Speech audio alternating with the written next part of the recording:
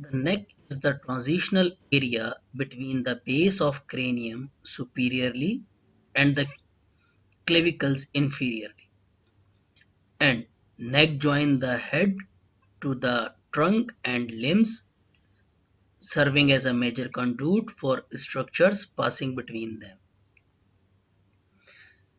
Anteriorly, the neck starts from lower border of the mandible to the upper border of sternum and clavicles. Posteriorly, from external occipital protuberance to the spinous process of C7. This is a surface anatomy of the anterior aspect of neck. In an illustrated picture, you can see that A for hyoid bone, B for thyroid cartilage, C for cricoid cartilage. Below these cricoid cartilage, there are multiple tracheal rings, then sternal notch represented by G, then the lowermost is E, which is sternum. So A is hyoid bone, B is thyroid cartilage, C is cricoid cartilage, G is sternal notch, E is sternum. So this is the anatomical landmarks anteriorly. Posteriorly, A is for inion, B for trapezius, and D and E for transverse spinous process of C7 and T1, then knuckle ligament. So this is the posterior aspect. Inion, trapezius, C7 spinous process which is marked by D, T1 spinous process which is marked by E. Then the neck is divided into two triangles, that is called anterior triangle and posterior triangle. These two triangles are divided by sternocleidomastoid muscles. Anterior to the sternocleidomastoid muscle is an anterior triangle. Posterior to the sternocleidomastoid muscle is posterior triangle. Now, these triangles are further subdivided into small triangles, but here we are not discussing a detailed anatomy. We are just discussing the clinical anatomy so that the anterior triangle is more than enough for you. So, anterior triangle, the boundaries of anterior triangle, medially it is formed by midline, above mandible, laterally anterior border of sternocleidomastoid muscle. So this is the boundaries of anterior triangle. Medially midline, above mandible, laterally anterior border of the sternocleidomastoid muscles. While in posterior triangle, anteriorly or medially, lateral border of sternum, laterally trapezius, base or inferiorly clavicle. So these are the boundaries of posterior triangle. Medially, lateral border of sternocleidomastoid muscles, laterally trapezius muscle, and inferiorly clavicle. So we have two triangles in the neck, anterior triangle and posterior triangles, which are divided by sternocleidomastoid muscle. Now, again, this is the boundaries of anterior triangle, anterior border of the sternocleidomastoid muscle, midline of the neck, inferior border of the mandible. And this triangle is covered by, is roofed by skin, superficial fascia, platysma muscle, and investing layer of deep cervical fascia. So the anterior triangle is anterior triangle as well as posterior triangle. Both triangles are covered by or roofed by skin. Below skin is subcutaneous tissue or superficial fascia. In superficial fascia we have platysma muscle, and below the platysma muscle we have investing layer of deep cervical fascia. Now, what are the contents of the anterior triangle? The important contents of the anterior triangle are vessels, carotid artery and jugular vein, then lymph node, then some nerves, then submandibular gland, hyoid bone, thyroid gland, parathyroid gland, esophagus. Why it is important? Because our topic is neck swelling. तो नेक swelling जो है वो इनमें से किसी एक structure से originate होगी, may be from lymph node, may be from thyroid gland, may be from parathyroid gland, may be from submandibular gland, may be from nerve, artery, vein, esophagus, some bony swelling may be there. So why anatomy is important? So these are the important structures in the anterior triangles जहां से कोई ना कोई pathological swelling originate होगी। इन structures का पता होगा तो हमें पैथोलॉजी आइडेंटिफाई करने में, डायग्नोज करने में आसानी हो जाएगी। Now, the posterior triangle boundaries anteriorly the sternocleidomastoid muscle, posteriorly trapezius muscle, inferiorly the clavicle, and roof is surrounded by skin, superficial fascia, platysma muscle, and investing layer of deep cervical fascia. While the floor of the posterior triangle is formed by neck muscles. At final year level, I don't think so you have a need to memorize the name of the muscles, but it is important in first prof in anatomy section. Splenius capitis, levator scapulae, posterior scalene, medial scalene, and anterior scalene. And these are the structures which are present in the posterior triangle. In posterior triangles, we have lymph nodes, we have veins, we have muscles, we have some important nerves. So again, these structures are important because pathology originated from these structures. Now, there are multiple ways to classify the neck swellings. One classification system is called congenital or acquired. As we all know that thyroglossal cyst is a congenital swelling or congenital neck swelling, while acquired goiter is an acquired neck swellings. The classification may be acute or may be chronic, like acute lymph node enlargement or tuberculous lymph node enlargement. So the acute lymph node enlargement without tuberculosis is most commonly acute in origin because caused by some other bacteria, while tuberculosis is also causing the lymph node enlargement that is chronic.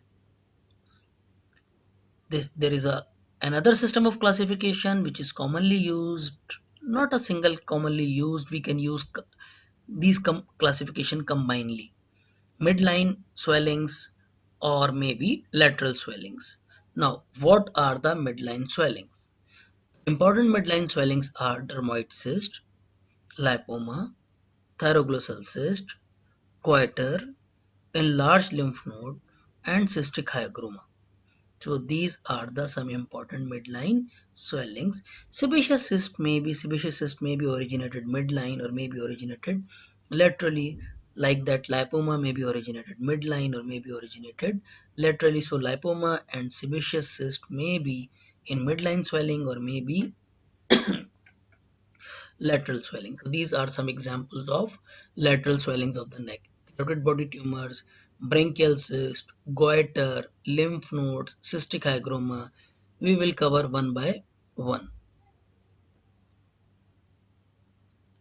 There is another classification that is classify the neck swelling may be cystic or neck swelling may be solid. So the cystic swelling of the neck may be present in midline, may be present laterally. Thyroglossal cyst and dermoid cyst are the examples of midline neck swellings, while branchial cyst, lymphangioma, vascular malformation, these are the examples of lateral swellings of neck. Other solid swellings are lymph nodes may be reactive, maybe lymphadenitis or maybe thyroid lesion. These are the examples of solid neck swelling. Now, our first topic is cystic hygroma. Cystic hygroma is a congenital lesion due to the incomplete development or obstruction or sequestration of lymphatic system. If the lymphatic system is not properly attached with the main draining lymphatic system, that may form a single or multiple loculi of clear lymph, and that is called cystic hygroma. So cystic hygroma is a congenital lesion caused by obstruction or sequestration or abnormal development of lymphatic system. It may be associated with chromosomal anomalies. Usually it is present less than 2 years of age. In 90% cases, it is present below the age of 2 years. It may present at birth and it may cause problem during delivery. It may cause obstructed labor. What is the most common site of cystic hygroma? Cystic hygroma is most commonly present in the lower part of posterior triangle, but it may be present in base of tongue, cheeks, supraglottic area. These are the few important areas of cystic hygroma. And how the patient clinically present.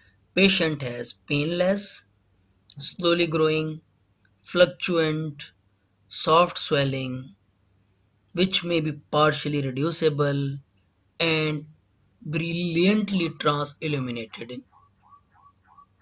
The size may be increased on coughing or crying. Usually it is painless, but if it is infected, it may cause pain. So this is the pictures, two pictures. On the one picture you can see the large cystic hygroma on the neck of a young child and your young baby, and this is the CT scan. CT scan of this baby shows a swelling which has a loculations as well. You can see 3 loculi on this cystic hygroma. What are the complications of cystic hygroma? Cystic hygroma may cause stridor if it involves larynx or pharynx. It may cause respiratory difficulty, it may cause feeding problem, or it may cause difficult labor. How we will diagnose cystic hygroma? We can diagnose cystic hygroma antenatally or postnatally. Antenatally, ultrasound diagnose cystic hygroma, while after delivery we can use CT scan, MRI for the diagnosis of cystic hygroma. Now, what is the treatment? Treatment is surgery. Completely excise the cystic hygroma. If we left any loculi, it may reoccur. And sometimes in a small cystic hygroma, we can use sclerotherapy. We can inject sclerosing agent like absolute alcohol or bleomycin. It causes sclerosis, and this bag is fibrosed and shrunken with the passage of time. If the patient develop stridor or respiratory problems, he or she may need tracheostomy. So, cystic hygroma is a congenital cystic lesion of lymphatic development disorder, usually present at the age of 2 years, mostly present in the lower part of the triangle, usually painless, transilluminated swelling, but may cause pain when infected. Respiratory difficulty, feeding problems, difficult labor, stridor are the complications, and usually diagnosed by ultrasound, CT, MRI, and treatment is sclerotherapy or complete excision.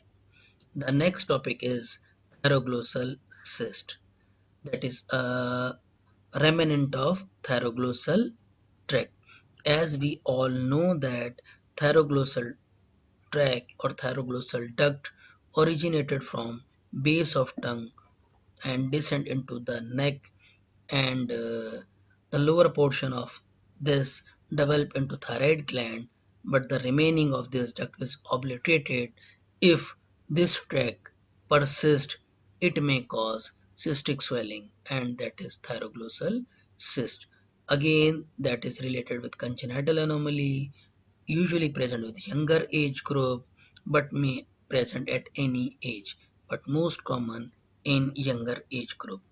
And the descent of thyroglossal duct or thyroglossal tract is on midline, so the thyroglossal cyst is usually in midline, or you can say almost in midline, except in an area which is in front of Adam's apple where it is shifted on lateral sides.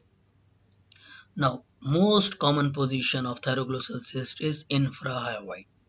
It may present anywhere between the from the tongue to the thyroid gland, but 85% cases it is present infrahyoid. And the thyroglossal duct formed before the formation of hyoid bone. And if this tract persists, the possibility is that it will encircle by, or it was encircled by, hyoid bone. What are the clinical features? There is a swelling in the neck which is soft, which is painless, which is rounded, which moves on deglutition and protrusion of tongue. The thyroid swellings are only moved on deglutition, but the thyroglossal cyst is moved on deglutition as well as protrusion of tongue.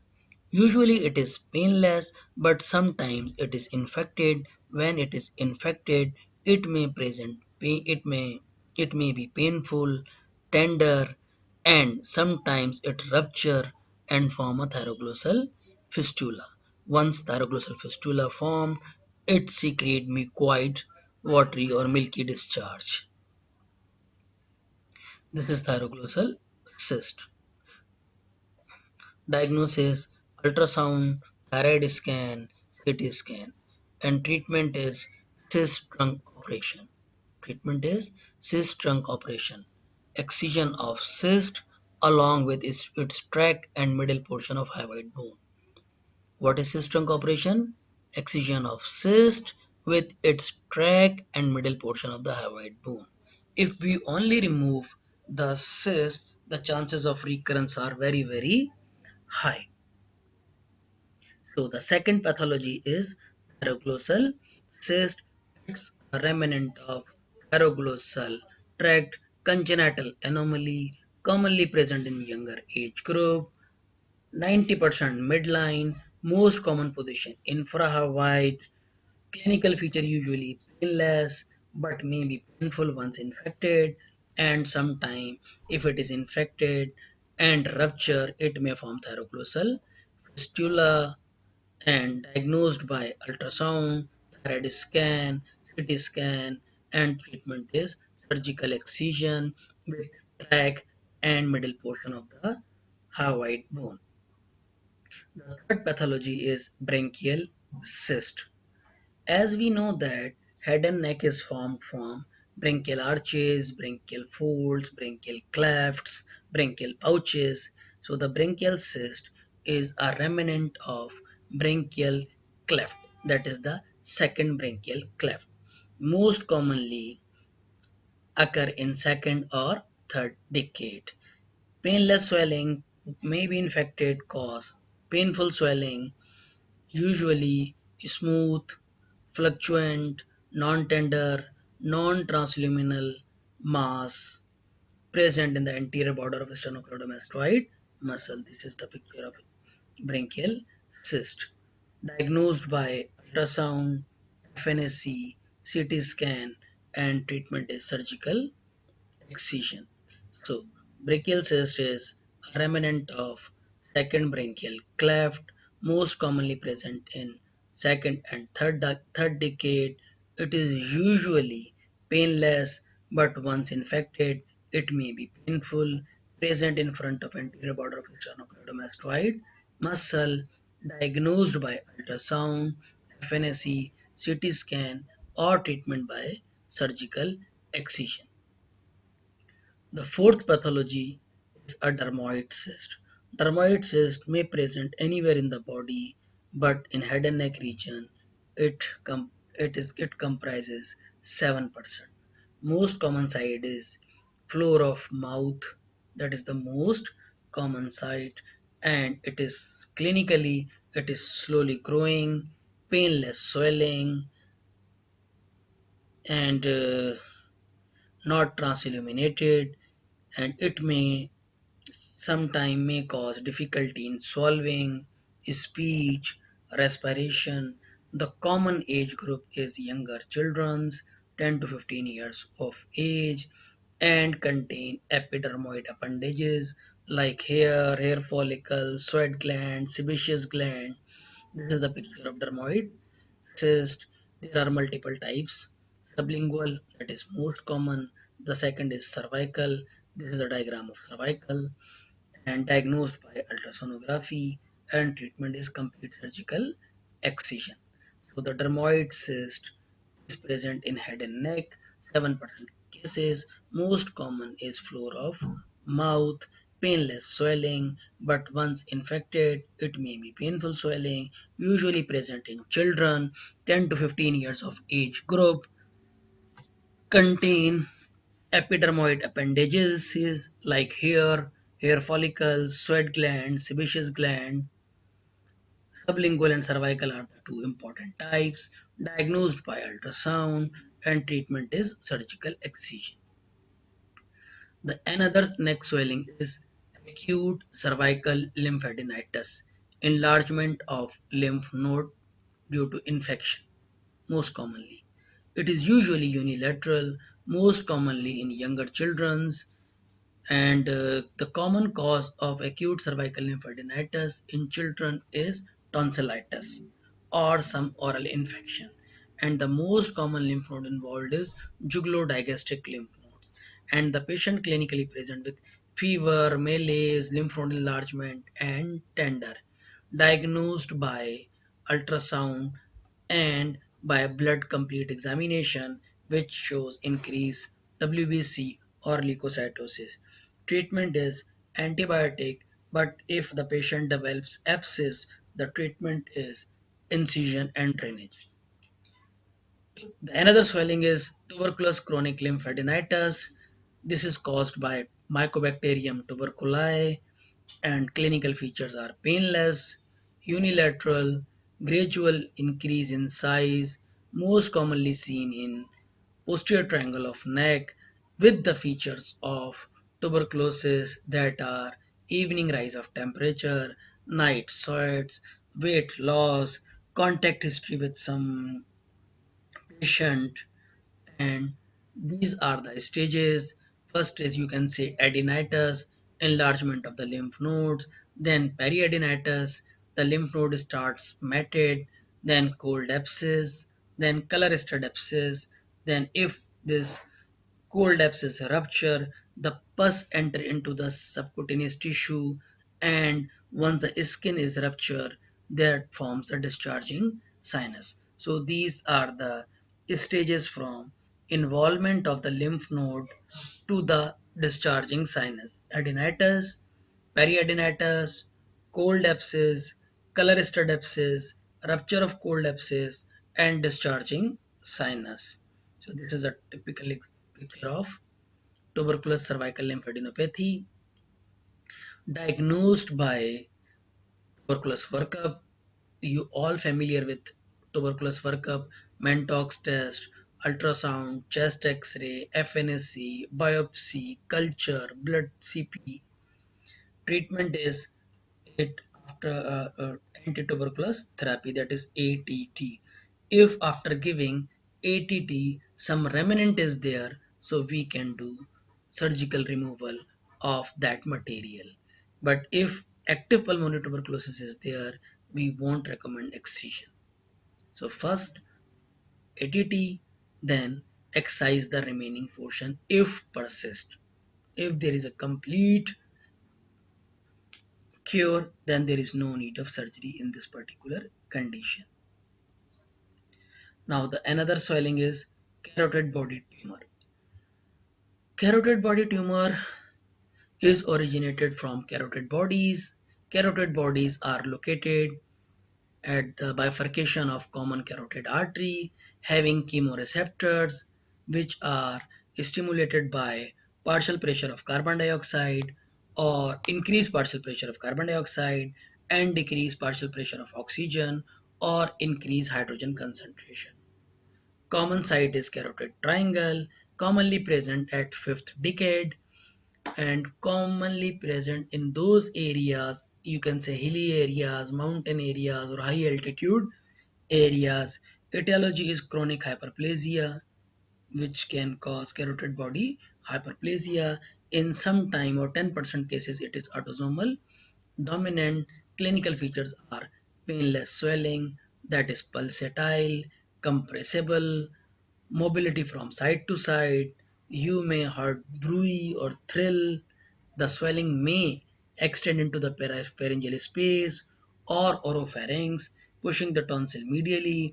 If enlarged, give pressure symptoms as well that may cause dysphagia, dysphonia, dyspnea. Pressure on swelling can lead to faintness that is called carotid body syncope. So this is a picture of carotid body tumor and this is angiography of carotid body tumor. Diagnosis: serum catecholamines, 24 hours urine vinyl mandelic acid, CT MRI is a gold standard, and there is another liar sign, widening of angle between internal carotid artery and external carotid artery. On angiography we won't recommend, but you can say avoid FNSC because it's a highly vascular tumor and in during FNSC patient start bleeding. Treatment is: if patient is young, fit, there is no metastasis, the treatment is surgical resection. But if the tumor is large, do arterial embolization first to decrease bleeding. So in large tumors, arterial embolization first to decrease bleeding. Once the bleeding is decreased, maybe the tumor size is slightly shrink, then we will take out easily. But if the patient age is 50 plus, patient has metastasis or unfit for surgery, whatever the reason of unfitness, the radiotherapy is the treatment option. There is another swelling which is called Ludwig angina that you already studied in your ENT section. It is more in ENT topic as compared to the surgical topic, but in the differential diagnosis of neck swelling. There is sebaceous cyst. Sebaceous cyst can present anywhere in the body, anterior triangle of neck, posterior triangle of neck, abdomen, anywhere in the body which has hairs. That is a goiter, that is a thyroid swelling present in the anterior aspect of neck and that you already covered in that section of thyroid and parathyroid.